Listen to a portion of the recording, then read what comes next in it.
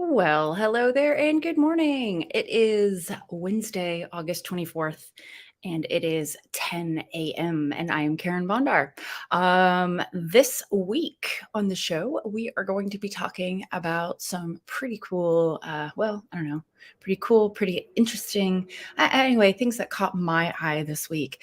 We are going to start off with a story that I think I started off with last week as well, but there's some cool developments been happening. So we last week, of course, the news was breaking that Canada's premier news anchor, Lisa Laflamme, had been somehow mysteriously just suddenly dropped from her position at CTV News nationally.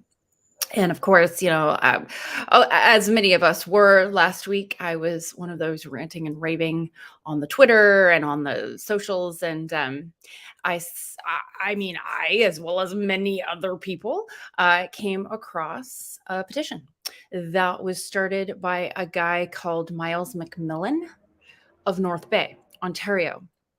And I'm going to just jump. I've figured out, oh my God, I'm so cool. I figured out how to share part of of my screen with you while I talk about some things. Okay, so here we go. Here's the petition right here. So this is the one, and it was created. Oh, here comes my garbage truck. That's amazing. It's so cool to do live streams. Miles McMillan, as you can see here, started this petition. I won't go through all the details here. You can certainly read them of your own volition. But a big thing that I noted Miles said was that if her firing had indeed been motivated by ageism or sexism, it would be a grave injustice, and the people responsible for that should be held accountable. Yes, and it's awesome that we have public services in a democratic society like garbage pickup. That is so awesome. And I'm quite grateful to live in a place where all I got to do is put my garbage at the end of the driveway and it gets picked up. Amazing. So there they go. Okay, great. Have an awesome day. But yeah, so the main part of this story, though, was and is that this petition, started here by Miles McMillan, has hit over 150,000 signatures. Check this out. This is actually at nearly 155,000 signatures. That's no small number.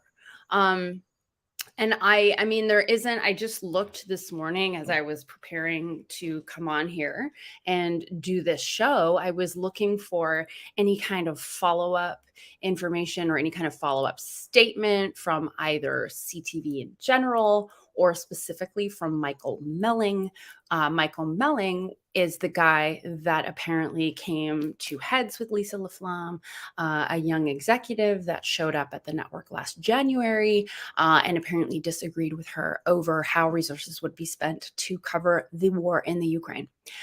So I think it's important that this story doesn't die. I think it's important that we as women and we just as Canadians who are, I don't know, people that respect age and experience and class in a position, which is all things that Lisa Laflamme represents, including several awards that she won in the last few years leading up to her sudden firing. So glad to see that this petition is gaining ground. And yeah, once again, I do think it's important that we as the people, it's important for us to keep this story alive. I mean, I don't think I'm going to be happy here until Lisa Laflamme gets her job back. And frankly, I would like to see Michael Melling lose his in response to it. Hey, Suk, how are you? Nice to see you. Now, another interesting, ridiculous feminist story, not feminist, like anti-feminist story that came out last week or a little bit late in the week was that the Finnish Prime Minister, Sanna Marin, was caught. Oh my God, she was caught on tape, you guys, dancing and enjoying music at a party. Okay, so there's a video. Oh my God, there's a video. She's fully clothed. She's dancing to music at a party. Okay, so this happened. It makes global headlines that the Finnish prime minister went to a party. Her opponents are trying to create a narrative about her being an irresponsible leader, which is just so obvious and so over when that happens to women in politics. So what I love about this is a story that I want to share with you, is that this is a little article from the Washington Post. Oh, let me see here. Am I already sharing? Oh, I'm going to stop sharing that one. And I am going to start sharing the next one, which is this one right here. This one is from the Washington Post. Love it. Women around the world, myself included, are dancing in solidarity with the Finnish Prime Minister Sanna Marin. I have to admit, I follow women in politics globally. I follow a lot of strong women leaders, Stacey Abrams, Jacinta Ardern, of course, Sanna Marin, and I couldn't believe when I saw this article just simply calling her out for enjoying music. Wow, misogyny at its just most disgusting and obvious form.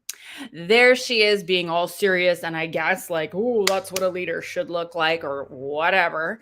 But let's see, let's go here and look at some of these women dancing. Uh, Oh, and AOC, Alexandria Ocasio-Cortez, who is, of course, a very famous politician in the States, also posted a video. Now Finns are sharing the party parodies to show their support for Sanna Marin. Yes, please, more of that. Let's just go dancing and go crazy in support of Sanna. What a redonkulous thing for her to have to deal with. However, I also noted that the Danish prime minister, a woman who was the Danish prime minister back in 2021. I'm going to go ahead and share a different window here. Here we go. This is the former Danish PM, and in 2021, Helle Thorning-Schmidt, that is her name, was told by a male colleague that she looks like a whorehouse madam. Told this by a male colleague. Let's see here. She was actually, you look a right whorehouse madam. Thorning-Schmidt was told by EB reporter Renee Friedensberg outside their political buildings. She apparently was wearing a glittery tracksuit of some kind, and a matching pants. And, so this was apparently cause for her to be called a whorehouse madam. Now, is it, global headlines, they shouldn't be, but it is great to just have the conversation. I think it's really important, even in, little teeny municipalities like ours, that these kinds of themes take shape as well. We recently, well, not super recently, a few years ago, board chair Willow Reschelt changed the dress code in our school system to allow for more female empowerment over the outfits that they get to wear or choose to wear. This is the same theme as the former Finnish and Danish, or the current Finnish, the former Danish prime ministers face. So let's just make sure that we're not mincing words here. It happens all the time, and it happens at huge political tables, and it happens at tiny political tables. And so I guess my means for sharing this little rant is just to say, we're allowed to say it. We're allowed to call it out when it happens. And we're allowed to say, maybe you need to rethink whether you saying that to me is an appropriate thing to say. So yeah, I do like that that the dialogue about it is becoming a lot more free. All right. Next story for this week. It was Pride. Oh my gosh. We had our local Pride celebration in Chilliwack. Gosh, I think it's the fifth year. I watched a really beautiful video by the Pride organizer, Terry Westerby, that talked all about the lead up to Sunday's event, which, of course, as we know, in this more traditional part of the Fraser Valley, has been a bit of a struggle at times to get moving. Um, Gosh, what a fabulous, wonderful time! And we had some drag shows. There were drag queens that were just out there doing their thing. I think one of the things that for me is the most powerful is when I see people, giving their little kids little gifts, flowers, dollars, whatever, to run up on stage and to give them to the queens. And because of some of the anti-drag queen rhetoric that one sees out there, including the drag queens somehow make children into drag queens. I think that's the story by reading them stories at libraries. Somehow that that's wrong, but it's not wrong. Just let me tell you, it's not wrong. And it's ridiculous that people think it's wrong. So anyway, I love that people were allowing their kids to go out, dance, get out there with the queens and just do their thing. Now, does cross-dressing occur in the animal kingdom? Absolutely. Absolutely it does. Does it occur for the purposes of parading and merriment? No. But but that's okay. It still happens. What does happen for actual biological reasons in the animal kingdom is pride, is homosexuality.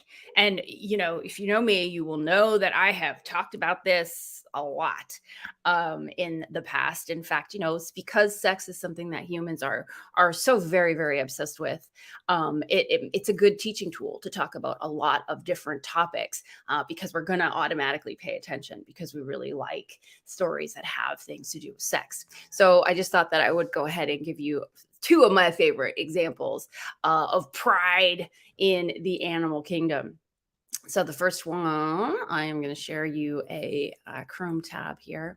My first one is right here. Maybe a species that you may not have considered that homosexuality exists in. This is an adult male silverback gorilla. Look at that guy.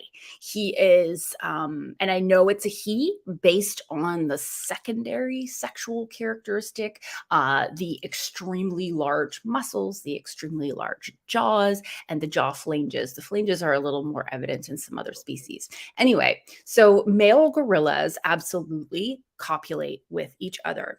And in some cases, scientists have actually observed that the alpha male in a small grouping of gorillas, the alpha male will often have his preferred sub male lover. And that sub male, his role will be to, of course, be a close ally to the adult silverback, but also to be his sexual partner as well. That's how common it is. Okay. But it's not quite as common in the gorillas as it is for another animal. I wonder if any of you would possibly know what's the other animal that I would talk about as being maybe the most gay, the most homosexual. One day when I get people watching my live stream, I'm telling you, there's going to be so many people offering answers. But anyway, I'm just going to go ahead and give it to you now.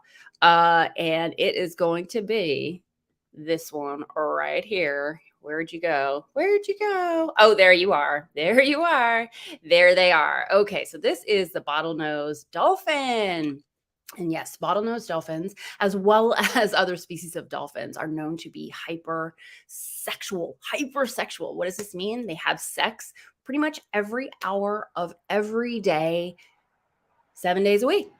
Okay, that's a lot of sex. There's a lot of physicality in these animals. Now, interestingly, and I say this sort of, I bring it up in a light way, but this is a really, really phenomenally interesting example of enduring bonding between males. Okay, so we have male male relationships in bottlenose dolphins. And in fact, males will form alliances, more than just two, but generally two is where it will begin. Then they will gather into groups of up to 5 individuals that are and these are all males, okay, that are constantly copulating with each other. It's a way of social bonding. Certainly, it's a social factor, and it brings those guys really, really close together. Certainly close physically, but also close emotionally. We don't often talk about the emotional lives of animals, and I am that scientist who really likes to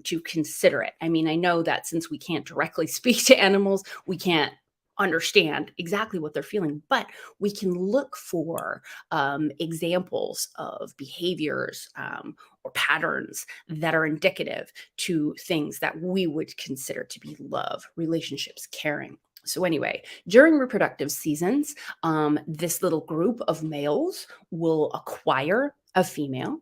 They will share the female. They will take turns copulating with that female. She will become impregnated. She will go off. And female dolphins are generally more solitary than males are. And the males will not be involved in parental care.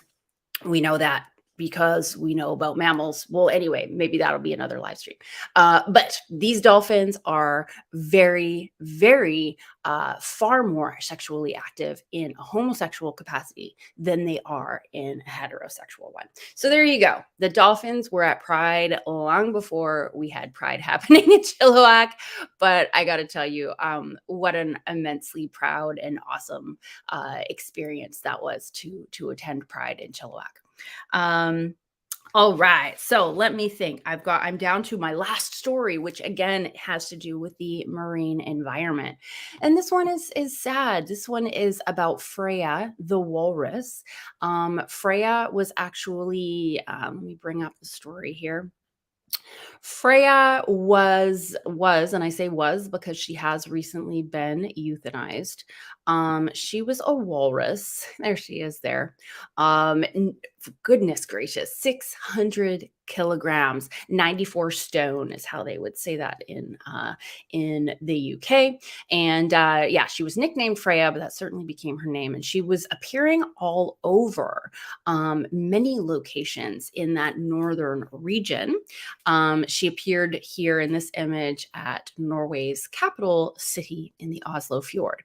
Now, what started happening here is that Freya definitely, by virtue of her existence, became a tourist attraction. Humans do not generally come into contact with walruses very often. We don't have huge populations of humans in the far north where walrus live, and we are also not aquatic. So walrus that do spend, they are air breathing, but they spend a lot of the time in the water. So we just don't generally see them. So it's no kidding that people were very curious about Freya, that they wanted to go check her out and get a chance to interact with her. This unfortunately led to scientists or administrators and I guess it was the power of the Norwegians, I believe. Yeah, it was the Norwegians that eventually put her down. They just realized that because there isn't a guarantee for how a walrus might behave and how people might behave around that walrus, the decision was made to put her down, to euthanize her. She could potentially have been moved, but don't forget then that we are talking about a massive, massive creature that that may be injured or tremendously, may injure others or something like that during her transport.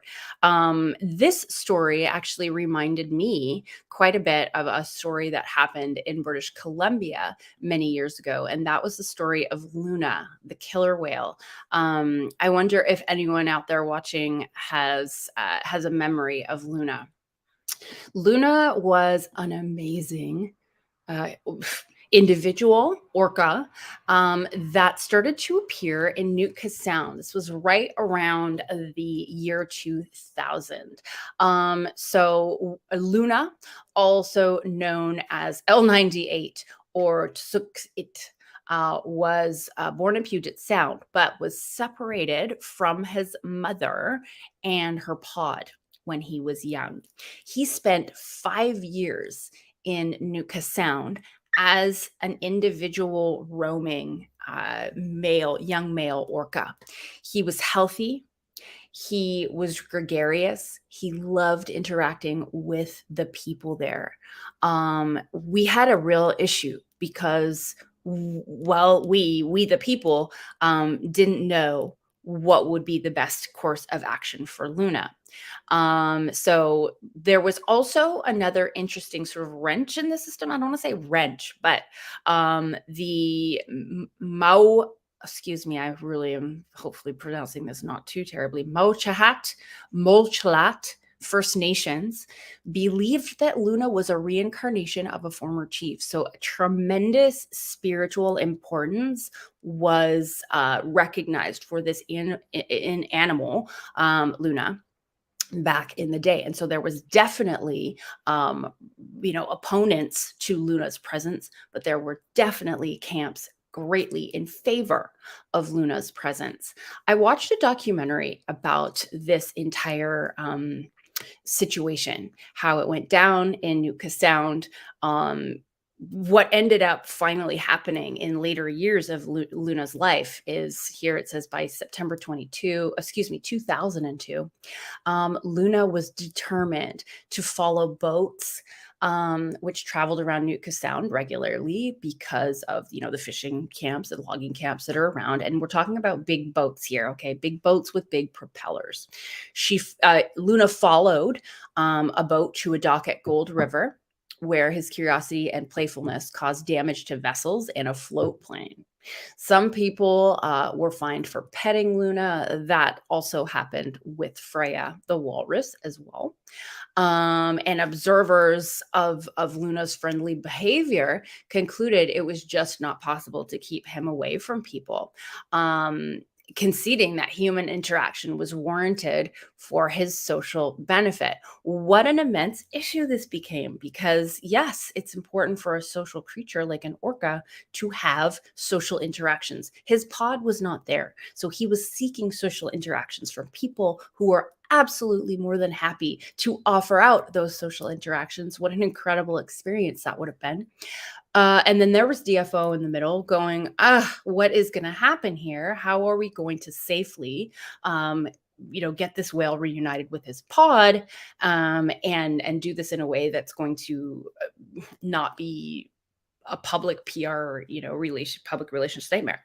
Anyway, unfortunately, just as DFO was going to move Luna, just as the plans were coming together to actually physically grab Luna from the water, transport him down to San Diego. I think that was the plan. But before that could happen, Luna was caught in a large boat propeller and was killed. I watched the documentary. I read a lot about it, but there is no footage of that. There is no guarantee. So it's a little bit of a conspiracy theorist in my mind, a little bit. Like, is that really what happened to Luna, or did we euthanize him quietly? I mean, I don't know. Guess I'm sounding a little bit crazy now, but the same relationship, the same kind of thing is happening, and was happening with Freya the walrus. And as climates are changing, as our entire planet is recalibrating what conditions are, especially from our northern climates that were previously far too inhospitable for a lot of animals, plants to live there. Now that these areas are warming up, now that we have climates that are changing, habitats between organisms that didn't used to overlap are starting to overlap. So in my estimation, we're going to be seeing far more interactions like we saw with Freya, the walrus. Is it going to be more walrus? Is it going to be belugas? Is it going to be narwhals? I mean, we're going to start seeing large, possibly dangerous northern mammals coming down to more southern waters. And changing planet without question. This is something that we should probably move towards having legislation around. So some really, interesting stories this week. I love the sort of the female empowerment angle, or maybe the lack of female empowerment, but maybe my own empowerment for being able to just call it out. I'm loving doing these live streams. I feel like it's my chance to just talk for 1 hour and get all of my bees out of my bonnet. And so I highly recommend it for anybody who's just kind of feeling frustrated and just wants a chance to like bleh, get it all out there. It feels good. Okay. Thanks for watching. Bye, Sook. Thanks for coming. And I will be back next Wednesday once again at 10 a.m. Bye.